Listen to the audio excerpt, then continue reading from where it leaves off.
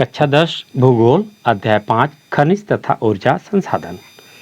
हाइवन अपने पिता के साथ दूर के गांव से गुवाहाटी आया है। वह लोगों को घरों जैसी अजीब चीजों में जाते देखता है जो सड़क पर चलती हैं, पर एक रसोई को भी बहुत से घरों के साथ जाते देखता है। वह आश्चर्य से अपने पिता से पूछता है, पिताजी हमारा घर इस प्रकार क्यों नहीं चलता है जैसा कि उसने गुवाहाटी में देखा। उसके पिता ने बताया कि यह घर नहीं है, ये बसें व गाड़ियां हैं। हमारे घरों की तरह ये ईंटों व पत्थरों से नहीं बनी है। इन्हें बनाने में लोहा, एल्युमिनियम जैसी धातुओं का प्रयोग किया गया है। ये अपने आप नहीं चलते, ये इंजन द्वारा चालित होते हैं और इंजन को चलाने के लिए ऊर्जा चाहिए।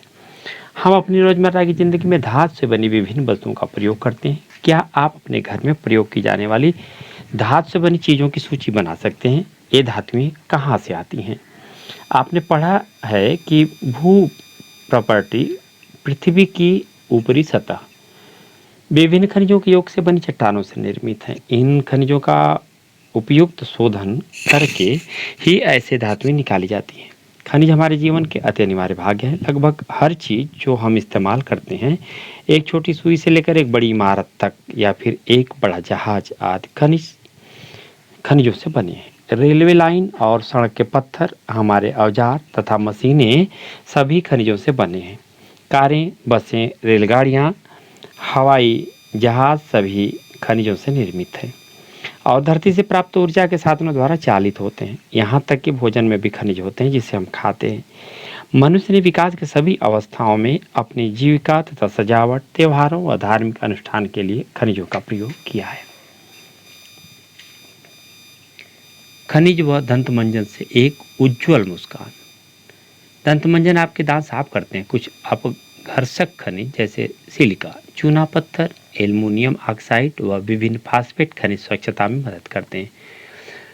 फ्लोराइड जो दांतों को गलने से रोकता है, फ्लूओराइड नामक खनिज से प्राप्त होता है। अधिकतर दंतमंजन टिटेनियम ऑक्साइड से सफ़ेद बनाए जाते हैं जो कि रियूटाइल, इल्मेनाइट तथा एनाटेज नामक खनिजों से प्राप्त होते हैं। कुछ दंतमंजन जो चमक प्रदान करते हैं, उनका कारण अभ्रक है। टूथब्रश व पेस्ट की ट्यूब पेट्रोलियम से प्राप्त प्लास्टिक की बनी होती है।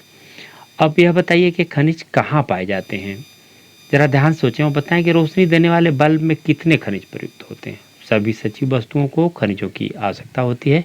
खनिजों के बिना जीवन प्रक्रिया नहीं चल सकती। यद्यपि हमारे कुछ पौष्टिक उपभोग का केवल 0.3% भाग ही खनिज है, तथापि ये इतने महत्वपूर्ण और गुणकारी हैं कि इनके बिना हम 99.7% भोज्य पदार्थों का उपयोग करने में असमर्थ होंगे। जरा ध्यान सोचें व बताएं तथा भोज्य पदार्थों पर अंकित पोषक तत्वों को इकट्ठा करें। खनिज क्या है? भूवैज्ञानिकों के अनुसार खनिज एक प्राकृतिक रूप से विद्यमान समरूप तत्व है जिसकी एक निश्चित आंतरिक संरचना है। खनिज प्रकृति में अनेक रूपों में पाए जाते हैं जिसमें कठोर हीरा व नरम चूना तक सम्मिलित है। खनिज इतने विविध क्यों हैं? आप चट्टानों के विषय में पहले ही पढ़ चुके हैं। चट्टानें खनिज के समरूप तत्वों की यौगिक हैं। कुछ चट्टानें जैसे चूना पत्थर केवल एक ही खनिज से बनी है, लेकिन अधिकतर चट्टानें विभिन्न अनुपातों के अनेक खनिजों का योग है। यद्यपि 2000 से अधिक खनिजों की पहचान की जा चुकी है, लेकिन अधिकतर चट्टानों में केवल कुछ ही खनिजों की बहुतायत है। एक खनिज विशेष जो निश्चित तत्वों का योग है, उन तत्वों का निर्माण उस समय के भौतिक व रासायनिक परिस्थितियों का परिणाम है। इसके फलस्वरूप ही खनिजों में विविध रंग, कठोरता, चमक, घनत्व तथा विविध क्रिस्टल पाए जाते हैं। भूवैज्ञानिक इन्हीं विशेषताओं के आधार पर खनिजों का वर्गीकरण करते हैं। भूगोलविदों व भूवैज्ञानिकों द्वारा खनिजों का अध्ययन। भूगोलविद स्थलाकृतियों के बेहतर जानकारी हेतु खनिजों का अध्ययन भूपृष्ठ के एक अंश के रूप में करते हैं। भूगोलवेत्ता खनिज संसाधनों के वितरण व खनिजों से संबंधित आर्थिक क्रियाओं में ज़्यादा रुचि रखते हैं, परंतु एक भूवैज्ञानिक खनिजों की निर्माण प्रक्रिया, इनकी आय व खनिजों के भौतिक व रासायनिक संगठन से संबंधित विषयों की जानकारी रखते हैं। सामान्य वाणिज्यिक व्यापारिक उद्देश्यत खनिज इतने प्रकार के वर्गीकृत किए जाते हैं। आप देख लें यहाँ पर खनिजों का वर्गीकरण। खनिज नंबर 1 पर धात्विक, और इसके साथ ही आप देखें धात्विक में लौह धातु जिसमें लोहे का अंश हो, जैसे लौह अयस्क, मैग्नीज, निकल व कोबाल्ट। दूसरी तरफ आप देखें धात्विक में ही अलौह जैसे तांबा, सीसा, जस्ता व बॉक्साइट आदि। और तीसरा देखें धात्विक में ही बहुमूल्य खनिज जैसे सोना, चांदी, प्लेटियम आदि। और इसके तरफ आप देखें खनिज में ही अधात्विक में जैसे अभ्रक, नमक, पोटास, सल्फर, चुनास, चूना पत्थर, संगमरमर तथा बलुआ पत्थर। और आगे देखें ऊर्जा खनिज में कोयला, पेट्रोलियम तथा प्राकृतिक गैस। खनिजों की उपलब्धता। खनिज कहाँ पाए जाते हैं? सामान्यतः खनिज अयस्कों में पाए जाते हैं। किसी भी खनिज में अन्य अवयवों या तत्वों के मिश्रण या संचयन ऊष्मा व दबाव का परिणाम है। हम आगे बढ़ें इसके पहले हम इन अंशों को देख लें जो अभी शेष रह गया था। वर्गी हाँ देख लें आप। ये तो अयस्क शब्द का प्रयोग किया जाता है। खनन का आर्थिक महत्व तभी है जब अयस्क में खनिजों का संचयन पर्याप्त मात्रा में हो। खनिजों के खनन की सुविधा इसके निर्माण व संरचना पर निर्भर है। खनन सुविधा इसके मूल्य को निर्धारित करती हैं। अतः हमारे लिए मुख्य शैल समूहों को समझना अत्यंत आवश्यक है जिसमें खनिज पाए जाते हैं। प्रायः निम्न शैल समूहों से प्राप्त होते हैं। नंबर 1 में आग्नेय तथा कायांतरित चट्टानों में खनिज दरारों, जोड़ों, भ्रंशों व बिदरों में मिलते हैं। छोटे जमाव सिराओं के रूप में और बृहद जमाव परत के रूप में पाए जाते हैं। इनका निर्माण भी अधिकतर उस समय होता है जब ये तरल अथवा गैसीय अवस्था में दरारों के सहारे भूपृष्ठ की ओर ढकेले जाते हैं। ऊपर आते हुए ठंडे होकर जम जाते हैं। मुख्य धात्विक खनिज जैसे जस्ता, तांबा, जिंक और सीसा आदि इसी तरह सिराओं व जमाओं के रूप में प्राप्त होते हैं। अनेक खनिज अवसादी चट्टानों के अनेक खनिज संस्करणों या परतों में पाए जाते हैं। इनका निर्माण क्षैतिज परतों में निपेक्षण, संचयन व जमाव का परिणाम है। कोयला तथा कुछ अन्य प्रकार के लौह अयस्कों का निर्माण लंबी अवधि तक ऊष्मा और दबाव का परिणाम है। अवसादी चट्टानों में दूसरी श्रेणी के खनिजों में जिप्सम, पोटास, नमक व सोडियम सम्मिलित है। इनका निर्माण विशेषकर शुष्क प्रदेशों में वाष्पीकरण के फलस्वरूप होता है। एक बार फिर से आप देख लें खनिजों का वर्गीकरण में धात्विक और अधात्विक। धात्विक में 3 भागों में विभक्त किया गया है जिसमें लौह धातु और दूसरी तरफ अलौह, तीसरा बहुमूल्य खनिज। उसी तरह से अधात्विक में अभ्रक, नमक, पोटास, सल्फर, चुनास, चूना पत्थर, संगमरमर तथा बलुआ पत्थर। ऊर्जा खनिज में कोयला, पेट्रोलियम तथा प्राकृतिक गैस। यह खनिजों का वर्गीकरण है। आगे देखें आप। गौमयायी खनिजों के निर्माण की एक अन्य विधि धरातली चट्टानों का अपघटन है। चट्टानों के घुलनशील तत्वों के अपरदन के पश्चात अयस्क वाली अवशिष्ट चट्टानें रह जाती हैं। बॉक्साइट का निर्माण इसी प्रकार होता है। पहाड़ियों के आधार तथा घाटी तल के रेत में जलोढ़ जमाव के रूप में भी कुछ खनिज पाए जाते हैं। ये निपेज, प्लेसर निपेज के नाम से जाने जाते हैं। इनमें प्राय ऐसे खनिज होते हैं जो जल द्वारा घर्षित नहीं होते। इन खनिजों में सोना, चांदी, टिन व प्लेटिनियम प्रमुख हैं। महासागरीय जल में भी विशाल मात्रा में खनिज पाए जाते हैं, लेकिन इनमें से अधिकांश के व्यापक रूप से विकसित होने के कारण इनकी आर्थिक सार्थकता कम है। फिर भी सामान्य नमक, मैग्नीशियम तथा ब्रोमाइन ज़्यादातर समुद्री जल से ही प्रग्रहित होते हैं। महासागरीय तली भी मैंगनीज ग्रंथिकाओं में धनी है। एक रोचक तथ्य, रेट होल खनन। क्या आप जानते हैं कि भारत में अधिकांश खनिज राष्ट्रीयकृत हैं और इनका निष्कर्षण सरकारी अनुमति के पश्चात ही संभव है, किंतु उत्तर पूर्वी भारत के अधिकांश जनजातीय क्षेत्रों में खनिजों का स्वामित्व व्यक्तिगत व समुदायों को प्राप्त है। मेघालय में कोयला, लौह अयस्क, चूना पत्थर व डोलोमाइट के विशाल निक्षेप पाए जाते हैं। जोवाई और चेरापूंजी में कोयले का खनन परिवार के सदस्य द्वारा एक लंबी संकीर्ण सुरंग के रूप में किया जाता है जिसे रेट होल खनन कहते हैं। नेशनल ग्रीन ट्रिब्यूनल ने इस क्रियाकलापों को अवैध घोषित किया है और सलाह दी है कि इसे तुरंत रोक दिया जाना चाहिए। जरा ध्यान से सोचें और बताएं, एक खुली मैदान उत्खनन व सेफ्टी युक्त भूमिगत खदान में क्या अंतर है? भारत अच्छे और विविध प्रकार के खनिज संसाधनों में सौभाग्यशाली है। यद्यपि इनका वितरण असमान है। मोटे तौर पर प्रायद्वीपीय चट्टानों में कोयले, धात्विक खनिज, अभ्रक व अन्य अनेक अत्याधिक खनिजों के अधिकांश भंडार संचित है। प्रायद्वीप के पश्चिमी और पूर्वी पश्चिम पर गुजरात और असम की तलछटी चट्टानों में अधिकांश खनिज तेल निक्षेप पाए जाते हैं। प्रायद्वीपीय शैलक्रम के साथ राजस्थान में अनेक अलौह खनिज पाए जाते हैं। उत्तरी भारत के विस्तृत जलोढ़ मैदान आर्थिक महत्व के खनिजों से लगभग विहीन है। ये विभिन्नताएं खनिजों की रचना में अंतर्ग्रस्त भूगर्भिक संरचना, प्रक्रियाओं और समय के कारण हैं। आइए अब हम भारत में कुछ प्रमुख खनिजों के वितरण का अध्ययन करें। सदैव स्मरण रखें कि अयस्क में खनिज का सांद्रण, उत्खनन की सुगमता और बाजार की निकटता किसी संचय की आर्थिक जीव्यता को प्रभावित करने में महत्वपूर्ण भूमिका निभाते हैं। मांग की पूर्ति के लिए अनेक संभव विकल्पों में से चयन करना पड़ता है। ऐसा हो जाने के बाद एक खनिज निवेश अथवा भंडार खदान में परिवर्तित हो जाता है। लौह खनिज धात्विक खनिजों के कुल उत्पादन मूल्य के 3/4 भाग का योगदान करते हैं। ये धातु शोधन उद्योगों के विकास को मजबूत आधार प्रदान करते हैं। भारत अपनी घरेलू मांग को पूरा करने के पश्चात बड़ी मात्रा में धात्विक खनिजों का निर्यात करता है। लौह अयस्क एक आधारभूत खनिज है तथा औद्योगिक, ये देख लें आप, लौह अयस्क उत्पादन में राज्यों का अंश झारखंड 11%, कर्नाटक 14%, छत्तीसगढ़ 16%, उड़ीसा 52%। लौह अयस्क 2016-17 की खान मंत्रालय की वार्षिक रिपोर्ट में से आंकड़े लिए गए। क्या आप जानते हैं कन्नड़ में कुदरे शब्द का अर्थ है घोड़ा। कर्नाटक के पश्चिम घाट की सबसे ऊंची चोटी घोड़े के मुख से मिलती जुलती है।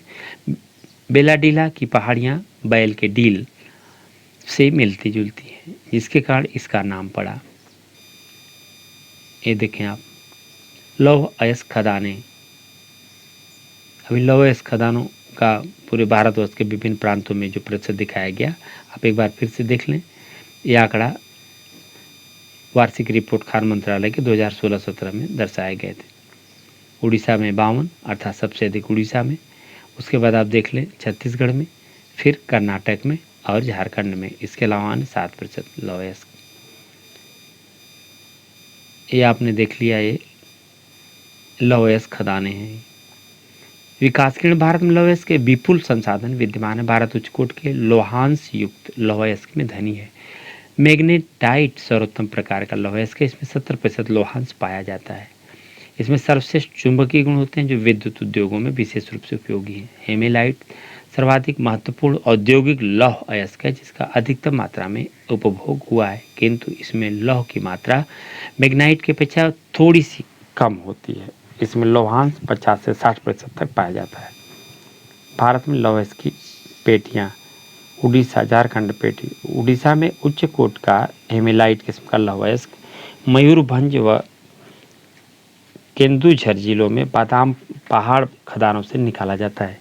इसी से सन्निध झारखंड के सिंहभूम जिले में गुना तथा नोवामुंडी से हेमेटाइट अयस्क का खनन किया जाता है। दुर्ग, बस्तर, चंद्रपुर पेटी। यह पेटी महाराष्ट्र व छत्तीसगढ़ राज्यों के अंतर्गत पाई जाती है। छत्तीसगढ़ के बस्तर जिले में बेलाडीला पहाड़ी श्रृंखलाओं में अति उत्तम कोट का हेमेलाइट पाया जाता है, जिसमें इस गुणवत्ता के लौह के 14 जमाव मिलते हैं। इसमें इस्पात बनाने में आवश्यक सर्वश्रेष्ठ भौतिक गुण विद्यमान है। इन खदानों का लौह अयस्क विशाखापट्टनम पत्तन से जापान तथा दक्षिण कोरिया को निर्यात किया जाता है। बल्लार, चित्रदुर्ग, चिकमंगलुरु, तुमकुरु पेटी। कर्नाटक की इस पेटी में लौह अयस्क की बृहद राशि संचित है। कर्नाटक में पश्चिम घाट में अवस्थित कुंद्रेमुख की खानें 100% निर्यात इकाई हैं। कुंद्रेमुख निपेच संसार के सबसे बड़े निपेचों में से एक माने जाते हैं। लौह अयस्क करदम रूप में पाइपलाइन द्वारा मंगलुरु के निकट एक पत्तन पर भेजा जाता है। महाराष्ट्र गोवा पेटी। यह पेटी गोवा तथा महाराष्ट्र राज्य के रत्नागिरी जिले में स्थित है। यद्यपि यहाँ का लोहा उत्तम प्रकार का नहीं तथा इसका दक्षता से दोहन किया जाता है। मरमागांव पत्तन से इसका निर्यात किया जाता है।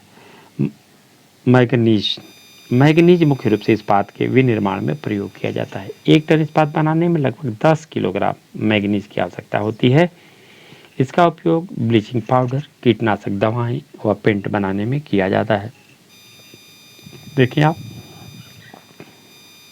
मैग्नीज उत्पादन में राज्यों का अंश देख लें यहाँ पर 27% मध्य प्रदेश, 25% महाराष्ट्र और वहीं 25% उड़ीसा, 11% कर्नाटक और आंध्र प्रदेश 10%। इसके अलावा 2% और अन्य राज्यों में की हिस्सेदारी है। ये मैग्नीज उत्पादन में राज्यों का अंश आपके सामने। विद्यार्थी इसको एक ग्राफ के रूप में बनाएंगे और समझेंगे। यहाँ पर देखिए भारत का मैप है और यह संकेत है। इन संकेतों के आधार पर आप भारत का मैप लेंगे। भारत के मैप पर इन संकेतों के माध्यम से जो चीज़ें जहाँ पाई जाती हैं आप उसका उल्लेख करेंगे, इसका अभ्यास करेंगे। देख सकते हैं आप नक्शे में सबसे ऊपर की ओर उत्तर होता है जाने, अर्थात नीचे आपका दक्षिण होगा और दाहिने हाथ की तरफ आपका पूरब और बाएं हाथ की तरफ पश्चिम। इस प्रकार से आप देख लें। यह जो विभिन्न प्रकार के स्थान दर्शाए गए हैं, ये देखें आप, ये अजमेर, वेबर, ये सब जो स्थान है यहाँ पर आपका पाया जाता है। अभ्रक, ये जो चिन्ह बना हुआ है, गया, हजारीबाग, इस प्रकार से यहाँ देखें नेलोर, ये सब अभ्रक के स्थान है। लौह अयस्क के लिए ये देखें आप चित्र, दुर्ग, बल्लारी, शिव, ये सब क्या है भैया, ये सब लौह अयस्क क्षेत्र हैं। और ये जो इस कलर में दिख रहे हैं त्रिकोण में, लौह अयस्क खाने हैं यहाँ पर। ये सब चीज़ें देख सकते हैं आप। भारत में उड़ीसा मैग्नीज का सबसे बड़ा उत्पादक राज्य है। वर्ष 2001 में देश के कुल उत्पादन का 1/3 भाग यहाँ से प्राप्त हुआ।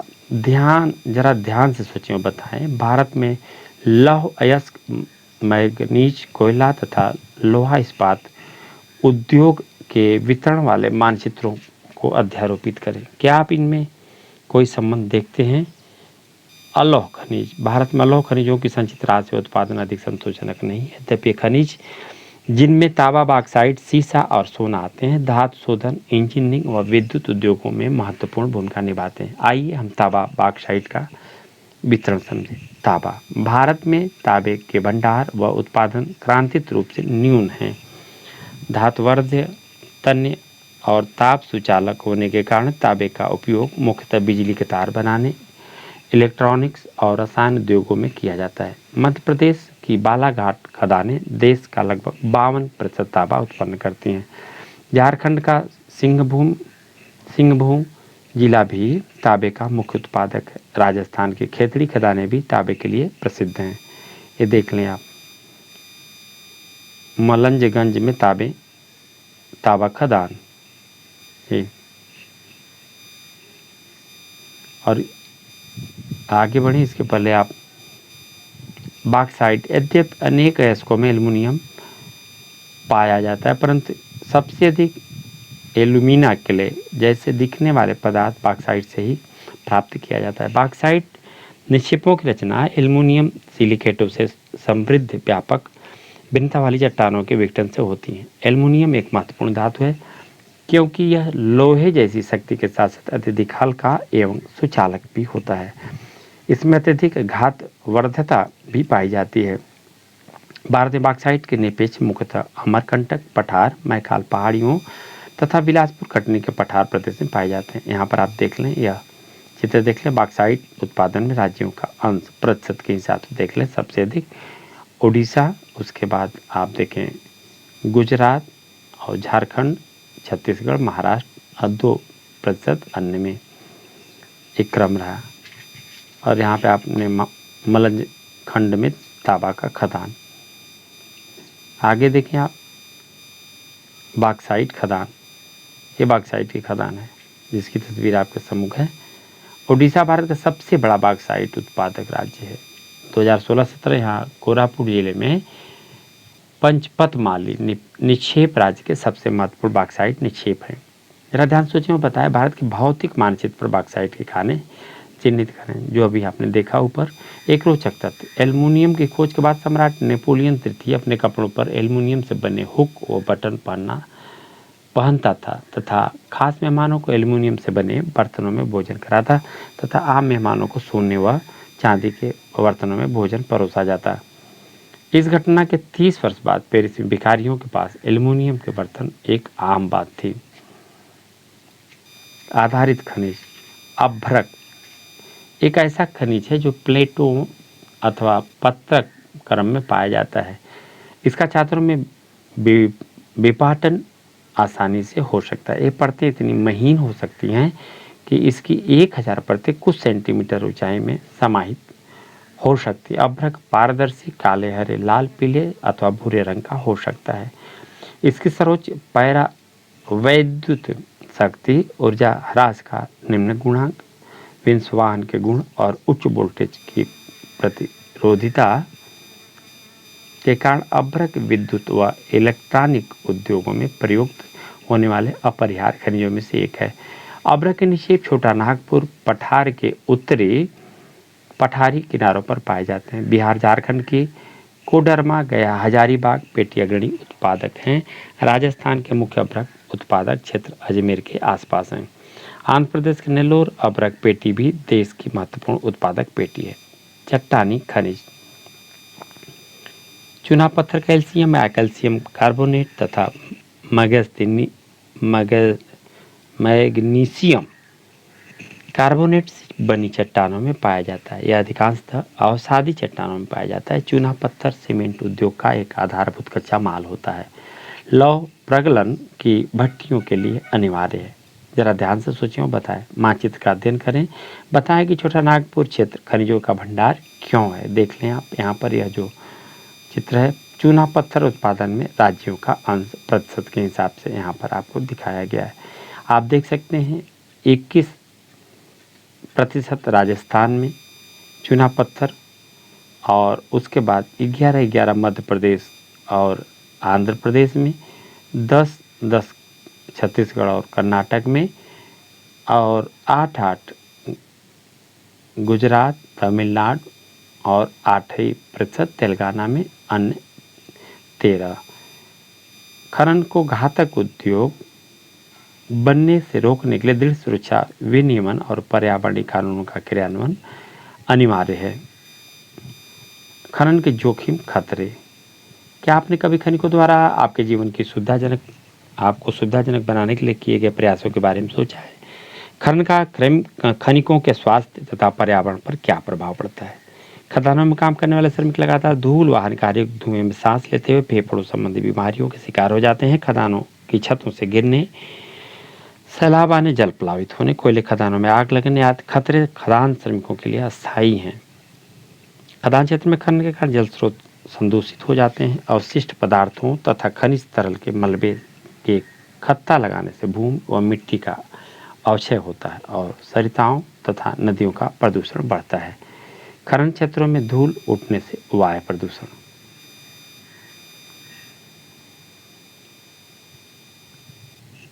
ये देखें आप,